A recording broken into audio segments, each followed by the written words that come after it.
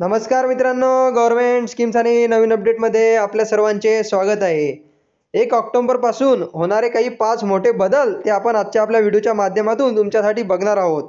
LPG गॅससह आधार पॅनसह बदलणार हे 5 महत्त्वाचे नियम, प्रत्येकाच्या आर्थिक व्यवहारावर होणार थेट परिणाम। मित्रांनो, बघूया याबद्दल सविस्तर काही माहिती। ऑक्टोबर महिना सुरू झालेला आहे। 1 ऑक्टोबर हे तारीख आलेली आहे। कोणत्याही महिन्याचा पहिला दिवस म्हणजे 1 तारीख आपल्या आर्थिक व्यवहाराच्या दृष्टीने फार महत्त्वाची असते, कारण या दिवसापासून अनेक नियम हे लागू होतात किंवा बदलतात। अशात 1 ऑक्टोबर 2024 ही तारीख आलेली आहे। अनेक नियम याच्यामध्ये बदल झालेला आहे, ज्याचा थेट परिणाम तुमच्या आर्थिक व्यवहारावर दिसून येईल।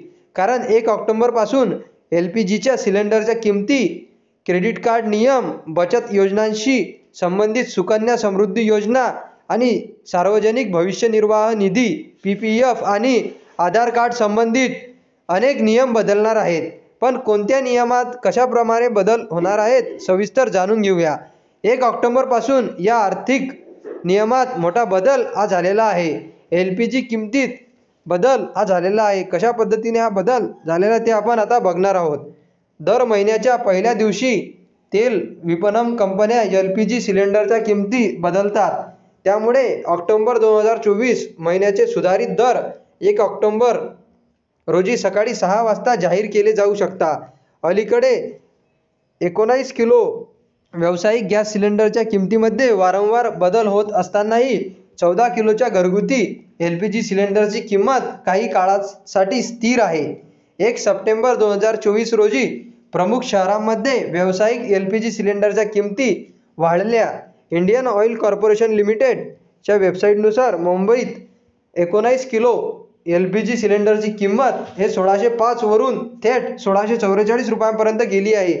त्याचप्रमाणे इतर शहरांमध्ये किमती ह्या वाढलेल्या आहे। मित्रांनो, आधार कार्डमध्ये नियमांमध्ये मोठा बदल हा झालेला आहे। बजेटमध्ये आधार क्रमांकाऐवजी आधार नोंदणी आयडीचा उल्लेख करण्याची परवानगी देण्याची तरतूद बदल करण्याचा केंद्राचा हा निर्णय 1 ऑक्टोबरपासून अंमलात येईल।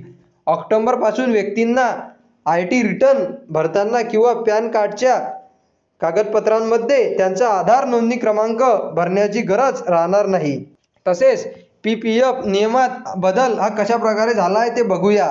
सार्वजनिक भविष्य निर्वाह निधी पीपीएफ खाते सुकन्या समृद्धी योजना आणि पोस्ट ऑफिसद्वारे कार्यरत असलेल्या इतर लहान बचत योजनांच्या नियमांवरही संबंधित नवीन नियम 1 ऑक्टोबरपासून लागू करण्यात आलेले आहेत।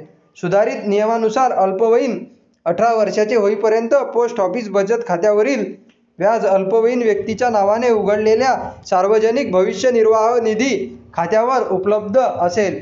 मित्रांनो, अशा प्रकारे या बऱ्याच गोष्टींवर बदल हा झालेला आहे। मित्रांनो, तुम्हाला व्हिडिओ आवडला असेल तर आपल्या व्हिडिओला लाईक आणि सबस्क्राईब करायला विसरू नका। धन्यवाद।